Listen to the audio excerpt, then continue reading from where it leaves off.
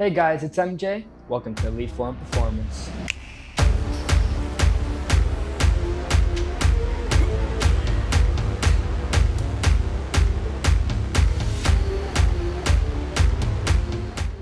Hey guys, it's MJ from Elite Form Performance. Hope everything's going well.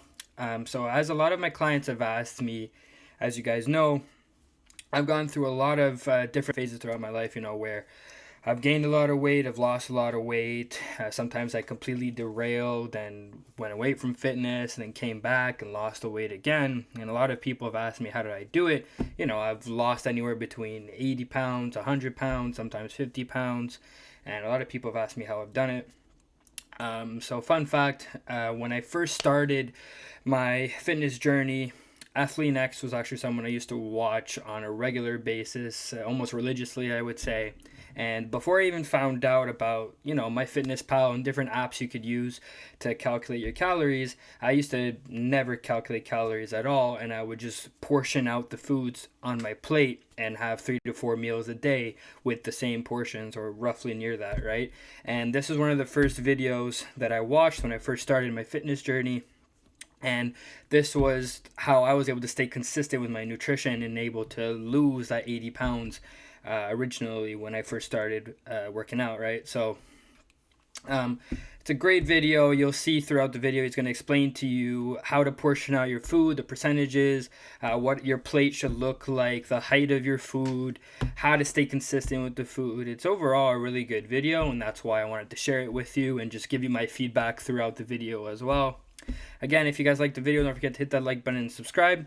And without further ado, let's get into the video.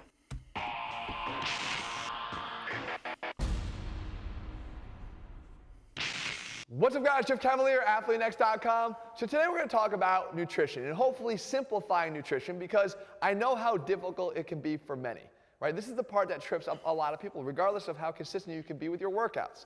And the fact is, when it comes to nutrition, guys, I actually think we spend a lot of time doing things that we don't necessarily need to do, that they don't just overcomplicate the process, but they make it more monotonous and more likely to be abandoned. And one of those things is counting calories. I don't think you necessarily have to spend all your time putting in your data into apps and measuring and counting when there's a way we can do this visually that's a lot easier and at least a lot more likely to be adopted for the long term and be done consistently. And that is an approach I want to share with you because I actually do the same thing, and it involves a couple clocks, all right? And that is, we look at two key positions on the clock. 9 o'clock, right here, and by the way, this has nothing to do with the specific time you're supposed to be eating. But remember the 9 o'clock position here and 9:20. You can remember those two positions there, you're well on your way to making your life a hell of a lot easier, all right? And why is that? Because you take that same thing and you apply it to the plate you're going to eat from. You simply think visually in your head, you don't have to draw this, guys. You visually think this. 9 o'clock and 9:20, right? We basically divided up our plate. So as you see, he divided up his plate into his 9 p.m. like he was showing earlier, and then his 9:20 p.m. You're going to see he's going to separate the proteins from the starchy carbohydrates to the fibrous carbohydrates, so more like your veggies. And you'll see how you're supposed to portion them out throughout the plate. And remember, when we're talking about any type of approach to try to lose weight, you're manipulating calories in some way, right? And this is an attempt to sort of manipulate some portion sizes via this visual approach that's so much more simple than having to measure things out. And you're going to see it in action here. So we take the largest portion of these three areas here, and this is where we want to put our fibrous carbohydrates. And to simplify this, guys, I'm going to actually make a whole list of the fibrous carbohydrates, the more popular fibrous carbohydrate sources and choices on our website and make it available at the link below this video in the description. It's athlean-x.com/carbs. But we're talking about the vegetables over here, okay? Now we have our fibrous carbohydrates.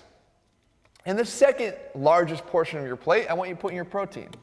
And I don't care if you are following a vegan or a vegetarian diet. If that's your plan there, your protein would be different choices here. You might have tofu or lentils or quinoa. There's different choices, but it doesn't negate the fact that this is going to work. And while we're on that same line of thought, guys, you're going to find, again, some carbohydrates on this plate.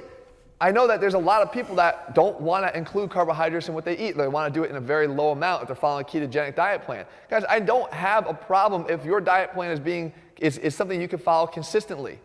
If that's not happening here, you might want to open your eyes to maybe a different approach. If you're able to stick to something long term, then that's all that matters to me, finding a long-term solution. I happen to think that as a hard training athlete, that carbohydrates are a very important thing to my life and to me to maintain my performance. So I include them in what I eat. And again, if you include it in yours, you're going to find this really helpful. If not, you don't have to watch the rest of this. But in the remaining So basically what he's saying is, overall, after everything, no matter how it is that you eat, whether you're a vegetarian, whether you're vegan, whether you are in a ketogenic diet where you don't have many carbs, where you're sticking to like 40 grams a day or less than that in terms of carbs, the whole point is to be able to maintain and sustain the way you eat, right? To stay consistent with it. That is the key to either losing weight or gaining weight, gaining mass, whatever it is that your goal is. The number one thing is consistency, guys, right? So no matter is how you eat, as long as you could sustain it and keep on doing it consistently, then by all means do it. Portion of the plate here is where I put my starchy carbohydrates. And these are your rices and pastas and potatoes, right? Now, what is different about this? A lot of times what people do is they tend to have a plate that looks like this instead. Starchy carbohydrates all over the plate, right? Big starchy carbohydrates, lots of pasta, and maybe they throw some chicken on top, maybe some vegetables sprinkled in. That's a much different looking plate than what I just laid out. And the problem is that I actually have some issues with carbohydrates. You want to know what they are? Two of them. Number one, they're the most satisfying.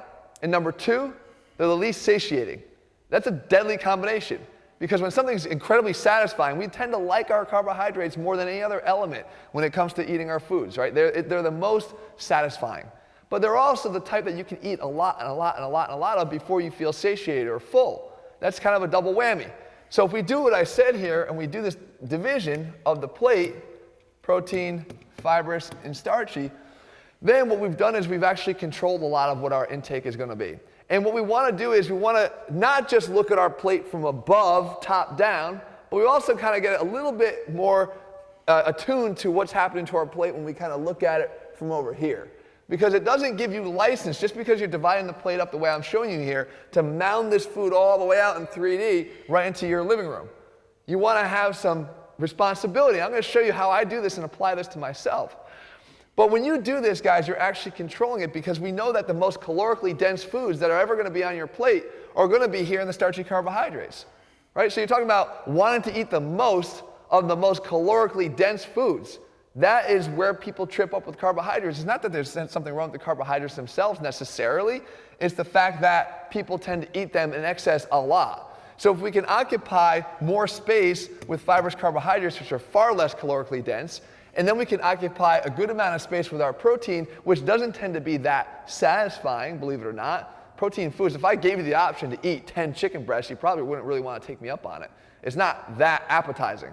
But it does serve a very important role in our nutrition plan, especially as hard training athletes. And in the same time, it does actually fill you up and provide a large portion of this plate that is not starchy carbohydrate based. So we can see where we're going here. So if you do this, I promise you guys, you're going to not have to necessarily worry so much about the minutia. Because if you just give this a try and adopt this over the course of a week, I bet you start to see some results, and the simplification of the process is going to make it something you can actually stick to. Now, if you want to reinforce it with some calorie counting, guys, I'm not telling you you can't do that, but I do think that the longer you stay hooked to those apps and the longer you stay hooked to the whole process of doing that, you're actually becoming a slave to the entire process when it doesn't have to be. I have not counted the calorie now in 30 years, 20 or 30 years. I'm not a slave to the process. I know what I'm putting in my body visually just by looking at. So again, I don't think by counting calories you become a slave to the process. I kind of disagree with him on that point. I think if you're able to stay consistent and the only way to do that is by counting calories, then I'd rather you stay consistent and count your calories than to not, right? The whole point is to stay consistent. Now again, if you're able to stay consistent by going through this approach and not having to count calories and thus saving time, then go ahead and do it, right? Saving time throughout our day could be crucial for a lot of people, especially when we have our busy schedule. So if you're able to not count your calories and able to sustain your nutrition by just going with this approach, then do it, right? Another thing I wanted to get into was when he was talking about satiating and when it's satisfying, right? So satiating, very simple, is the feeling of getting full. So it's like if I were to compare a full bowl of your favorite chocolates, whether it's Reese's Pieces or Oreos or whatever your favorite chocolate is, and a full bowl of, let's say, chicken or high dense protein foods, okay? It'd be a lot easier to eat the full bowl of Reese's Pieces and Oreos, although you probably wouldn't feel good after eating it, than it would be to eat that full bowl of chicken.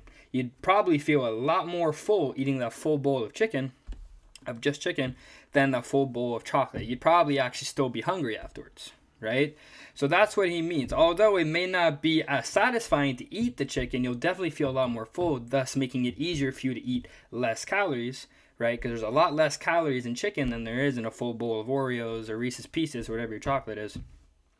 And you'd still be hungry after eating the chocolate, thus you'd eat a lot more calories doing it that way. So that's what he's talking about in terms of satisfaction and satiation. At this and kind of following the same guideline. So while we're on that point, what does my plate look like? Well, this is what my plate looks like. You're going to see one stark difference here. On my plate, you can see from the mounting, I have that under control. I'm not building this thing up like a tower, like this. Instead, what I've done differently is I've just changed the proportions here of my fibers to starchy carbohydrates. For me, again, as a hard training athlete, what I do is I find that my body responds much better to the starchy carbohydrates, to fuel my workouts, to fill my muscles, to make me look better and perform better. So what I do is I actually just make this the starchy portion. This is still my protein, and this is my fibers, carbohydrates. And you can see on my plate here, on this particular night, I have my edamame in here for my fibers, carbohydrates. I had 2 portions of the starchy carbohydrates. I have my beloved sweet potatoes, second only to carrot cake, believe it or not. I do like them a lot. And that's a key, guys. You do have to like what you're eating. This is not about picking choices here that you don't like. You'll never be able to stick to anything if you're doing that. You need to find foods that you like that fit this equation. But I have my pasta portion and I have my sweet potatoes that occupy twice as much space. Again, this works for me. I've been lean now for a long period of time. This is how I eat. If this didn't work for you, if you tried this and it wasn't working for you, the first thing you'd do is you'd switch these up to go to the smaller portion, which is what I recommended in the beginning of the video. For those. So you see, I actually like this approach. Now, typically what I would recommend for a lot of my clients is I would switch up the fibrous carbohydrates and the starchy carbohydrates on days where you need to really perform at a high level, whether it's you have a baseball game, basketball game, volleyball game, soccer game, whatever it is you got to do.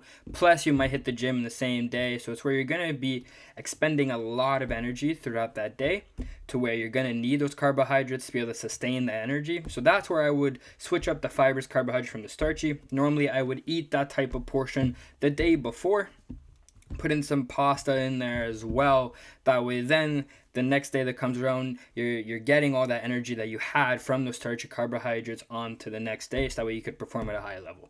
All the other days, the way I did it was in order to be able to sustain and keep my dopamine levels at a good level and not go overboard with it. That's where I would switch back up the starchy and the fibrous to where I would eat a larger amount of vegetables than I would with my sweet potatoes or my rice. But on the days where I really needed to perform, whether it was through a baseball game or basketball game, that's where I would have more starchy carbohydrates than I would with fibers. I was looking to lose weight, but I wouldn't sacrifice my protein portion over here. So guys, I hope that you can just at least try this. It's a very simplified approach, I get it. But a lot of times, simple is what works, and simple is what gets adopted long term, and dietary consistency revolves around simplicity. And this is something I want you guys to try. Okay, so that's going to do it for the video. I'll go ahead and put a list of the fibers, carbohydrates, and the starchy carbohydrates throughout the videos, just so that way then you guys have an idea. I may even just put in the description for you guys to make it a lot simpler. I love this approach. I love the way he explained it. It was really good. I would say the biggest key, like he was explaining, is consistency. So as long as you're able to stay consistent with your nutrition, it is the biggest way that you are going to be able to lose weight and gain weight. Now, in terms of these portions, let's say you're trying to gain mass, you're trying to gain weight. Well, all you would do is you would keep the same percentages in terms of portions, but you would just increase all 3 of them more. Right? That way you're eating more calories than you are burning. If you're trying to lose weight and you're noticing at some point that you don't feel like you're losing weight by having these portions, just decrease them, right? I would keep the same amount of protein, but decrease your starchy carbohydrate portion and your fibrous carbohydrate portion, right? That way then you are keeping the same amount of protein that you're eating, so you never really want to lower that too much, but you can lower the other percentages, the other portions, and then you'll start to feel like you are losing weight again. So again, this is how you eat without counting any calories and how to sustain and keep it simple really in terms of your nutrition. So I hope you guys enjoyed the video, and don't forget to hit that like button and subscribe to the channel. Thanks. Peace.